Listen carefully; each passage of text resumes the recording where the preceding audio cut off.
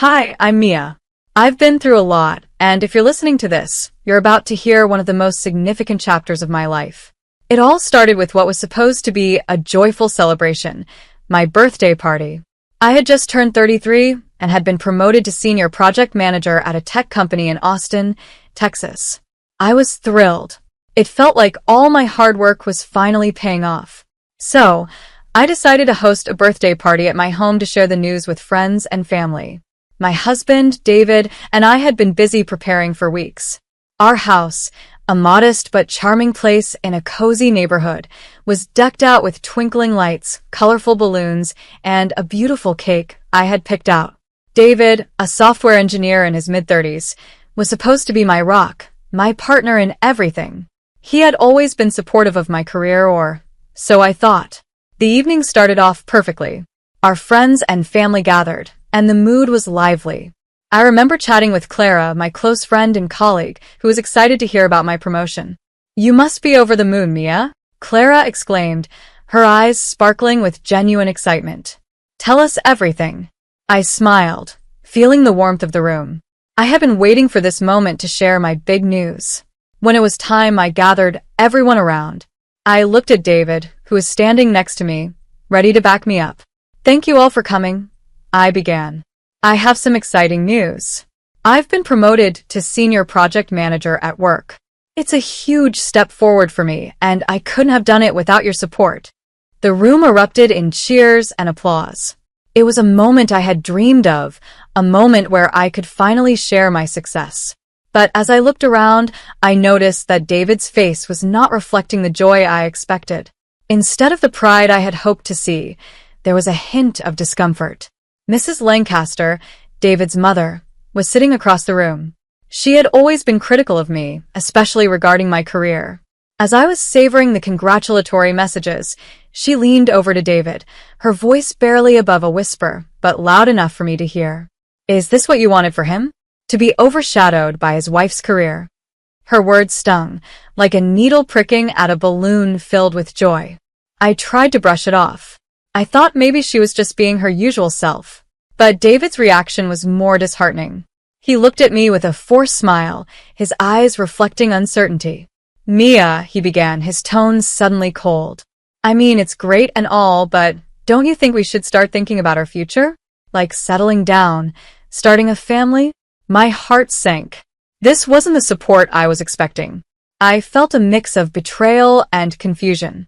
"David, we've talked about this," I said, trying to keep my voice steady. "This promotion is important for both of us. It's a step forward in my career, and it means more stability for us in the future." But David wasn't having it. His gaze shifted toward his mother, who nodded approvingly, and he seemed to shrink under her disapproving gaze. "Mia, when are you going to slow down and focus on us? The career isn't everything," he said, his voice filled with an edge of frustration. I felt my heart pounding in my chest. This was not how I had envisioned this night. The joyous occasion had turned into an unexpected battleground. I tried to defend myself, but the damage was done. The main course was served, but the air was thick with tension. David's demeanor grew colder, and the warmth of the celebration seemed to vanish. As dessert was being served, I noticed that David's frustration was escalating. The party that had started with so much promise was now overshadowed by a growing storm. The turning point came abruptly. David stood up, his chair scraping loudly against the floor. "You should know your place, Mia," he shouted, his voice echoing through the room. "You're my wife, not my competitor." I was stunned. The room fell silent, the clinking of cutlery ceasing as every eye turned to me. I stood up, my heart racing. "Being your wife doesn't mean I have to give up on my dreams," I said, my voice trembling with hurt and anger. "I deserve respect, not this." In a shocking moment that felt like it was in slow motion, David's hand flew through the air and struck me across the face. The sound was a sharp, painful crack that seemed to freeze the room in place. I stood there, my hand flying to my cheek, pain spreading through me. The guests watched in stunned silence. With every ounce of strength I had, I walked toward the foyer. My heels echoed on the marble floor, each step a testament to my resolve to leave. I grabbed my purse, not daring to look back. The door closed behind me with a soft click, marking the end of a chapter one had hoped would be filled with celebration and support. That night, as I drove away, the house shrinking in my rearview mirror, I felt a storm of emotions: fear, sadness, and a surprising flicker of relief. I was alone, but for the first time in a long time, I felt the spark of something new: freedom. This was the beginning of a new journey, and I was determined to see where it would lead. The next morning, I woke up in my small apartment, the familiar hum of the city outside providing a stark contrast to the chaos of the previous night. It was strange how silence could be both comforting and unsettling. I had spent the night at Clara's place. She had insisted I stay there, and I was grateful for her support, though it was hard to shake the heaviness that clung to me. Clara was a true friend. She was there for me when I needed someone the most. She had seen me through long work hours, career challenges, and now, this unexpected crisis. As I walked into the kitchen, she greeted me with a warm smile and a cup of coffee. "You must be exhausted, Mia," she said, her voice gentle. "But I'm glad you're here. We'll get through this together." I nodded, taking the cup and savoring the warmth that seeped into my cold fingers. The coffee was strong, a much-needed jolt to start the day. "Thanks, Clara. I don't know what I would have done without you," I admitted, my voice wavering. The night before, after I had left my own birthday party, I had driven aimlessly before ending up at Clara's. The party, which was supposed to be a celebration, had ended in a shattering of dreams. I had never imagined David could react so violently. I had always thought of him as my partner, my equal. The betrayal cut deep, leaving me with a mix of anger and sadness. The days following the party were a whirlwind of activity and emotions. I knew I had to take control of my life, starting with ending my marriage. I contacted a divorce attorney, a step I had hoped I would never need to take. The attorney's office was sterile, a sharp contrast to the vibrant life I had once known. Sitting across from the attorney, I felt a mixture of determination and apprehension. "We can begin the process as soon as you're ready," the attorney said, his voice professional but sympathetic. "I'll need some information from you, and we can file the necessary paperwork." I took a deep breath, nodding. "Let's do it. I can't stay in this situation anymore. It's not healthy for either of us." The next few weeks were a blur of legal meetings and paperwork, punctuated by moments of self-reflection. My focus at work became my refuge. My boss, Mr. Johnson, was a beacon of support. He knew about the situation, and his encouragement helped me find strength. "Mia," he said during one of our meetings, "you've been handling everything with such grace. Remember, your work is valuable, and we're here to support you." Clara, too, was a constant source of comfort. She kept me grounded, reminding me that I was stronger than I realized. "You've worked so hard to get where you are, Mia," she would say. "Don't let this setback define you. You're capable of so much more." Despite the support, the process of divorcing David was emotionally draining. He tried to reach out, leaving messages and calling. His voice was often filled with regret and desperation. "Mia, can we talk?" one voicemail said. "I'm sorry for what happened. I want to fix this. Please, let's talk about it." I listened to the messages, each one a painful reminder of what had transpired. The more he pleaded, the more I realized that reconciliation wasn't an option. The man I had married was not the person I needed in my life. His attempts to fix things were too little, too late. I had to focus on my own healing and growth. During this tumultuous time, my career began to take on new significance. The promotion that had once been a source of joy now became a symbol of my resilience. I threw myself into my work with renewed passion. I attended conferences, spoke about my experiences, and found myself becoming a mentor to young women in the industry. One of those young women was Lily, an intern who reminded me so much of myself when I was starting out. Lily had a spark in her eyes, a determination to succeed despite the challenges. I took her under my wing, guiding her through the complexities of the tech world. "Don't let anyone make you doubt yourself," I advised her during one of our sessions. "You have every right to pursue your dreams, and you deserve respect." Mentoring Lily became one of the most fulfilling parts of my life. Seeing her grow and succeed gave me a sense of purpose. It was a reminder that despite the struggles I faced, there was still a way to make a positive impact on others. Her success was a testament to the strength and determination I had fought so hard to find within myself. While my career was thriving, David's life seemed to be falling apart. I heard through mutual acquaintances that his professional reputation was suffering. His behavior at the party had left a mark, and he struggled to regain his footing. I received messages from him asking for help, but I remained firm in my decision. I had to keep my distance for my own well-being. One evening, I found myself reflecting on the past few months. It had been a journey of rediscovery and growth. I had faced adversity head-on, learned to set boundaries, and reclaimed my identity. It was a painful process, but it had ultimately led me to a place of empowerment. Looking back, I realized that the night of my birthday party, while devastating, was also a turning point. It was the moment I chose to stand up for myself, to walk away from a toxic relationship, and to embrace a future that was entirely my own. The path wasn't easy, but it was one that led me to a renewed sense of purpose and self-worth. As the divorce proceedings continued, each day felt like a tightrope walk between moving forward and looking back. I was trying to balance my emotional recovery with maintaining a facade of normalcy at work and in my personal life. David's attempts to reach out only added to the weight of the situation. Despite the constant barrage of phone calls and messages, I remained resolute in my decision to move on.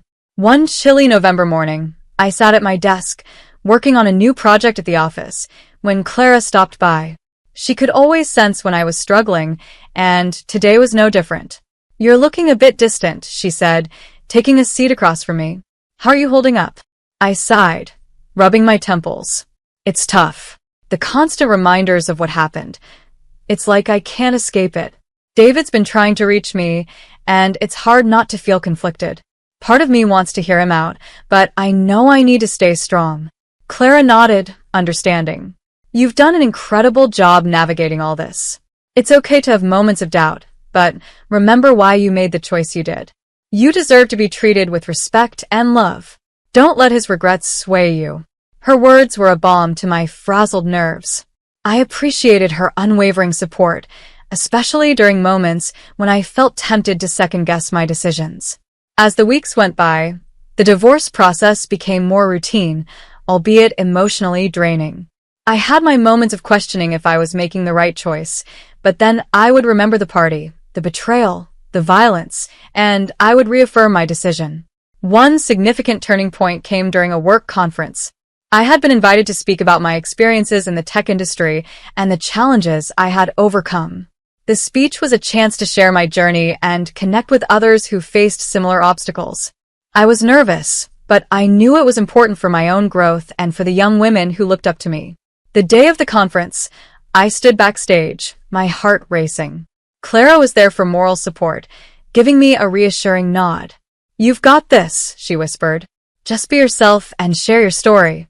When it was my turn to speak, I took a deep breath and walked onto the stage. As I looked out at the audience, I saw faces full of anticipation and curiosity. I started by recounting my promotion and the excitement of achieving a significant career milestone. Then I shifted to the challenges I faced, including the betrayal and the subsequent journey to reclaim my identity. "It's easy to let adversity define you," I said into the microphone, my voice steady. "But it's far more powerful to take control and redefine yourself." I faced a difficult decision to leave a relationship that no longer served me, but it was the hardest and best choice I've ever made. The response was overwhelming. Women came up to me afterward, sharing their own stories of struggle and empowerment. Their gratitude and encouragement were a testament to the impact of speaking out. I realized that my experiences, while painful, had a purpose. They could inspire and help others who were going through similar situations. During this period, my mentorship with Lily became even more meaningful. She was thriving under my guidance and had begun to take on more responsibilities at the company. Her growth was a constant reminder of why I had to keep pushing forward. We spent many hours discussing career goals and personal challenges, and I was proud to see her confidence blossom. However, my sense of empowerment was continually tested by David's persistent attempts to reconnect. He sent me letters, called, and even showed up at my apartment once. Each time, I remained firm. I had learned that my value wasn't tied to my past relationships or the opinions of others. I was building a new life based on my own terms and goals. One evening, after a particularly emotional day, I received another letter from David. It was filled with apologies and pleas for another chance. As I read through it, I felt a pang of sorrow for what we once had but remained steadfast in my resolve. I knew that reopening old wounds wouldn't help me move forward. I penned a brief, firm response. David, I've made my decision. It's important for both of us to move on and find our own paths. I wish you the best, but I need to focus on my own future now. With that, I sealed the letter and sent it off. It was a final act of closure, a step toward truly leaving the past behind.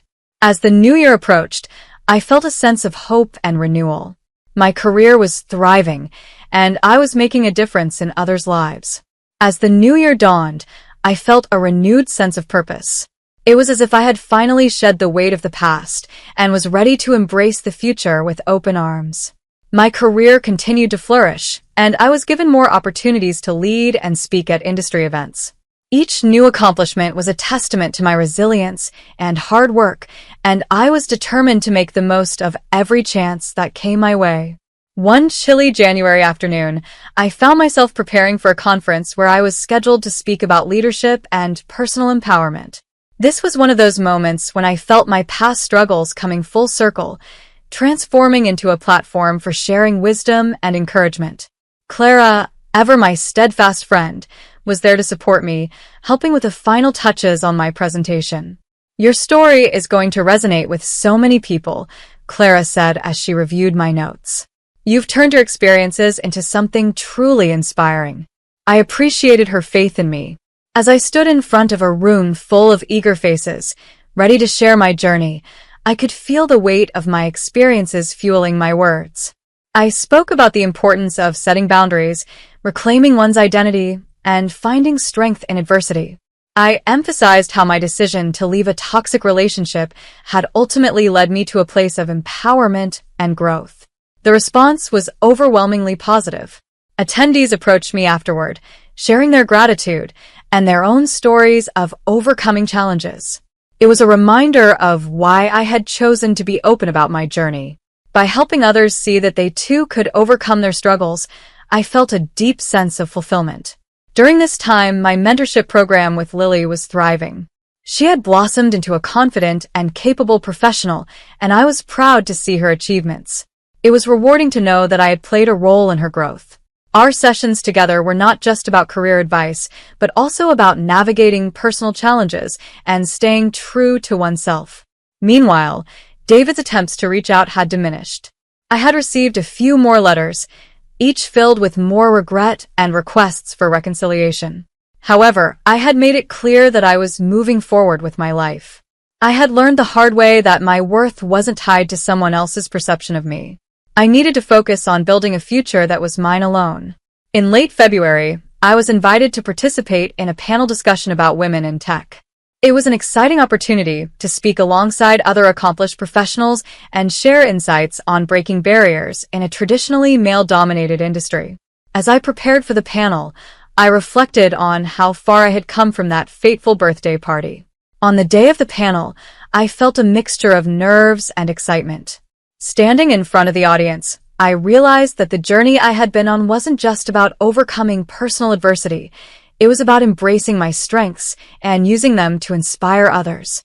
I spoke passionately about the importance of self-worth, setting boundaries, and pursuing one's ambitions, regardless of societal or familial pressures.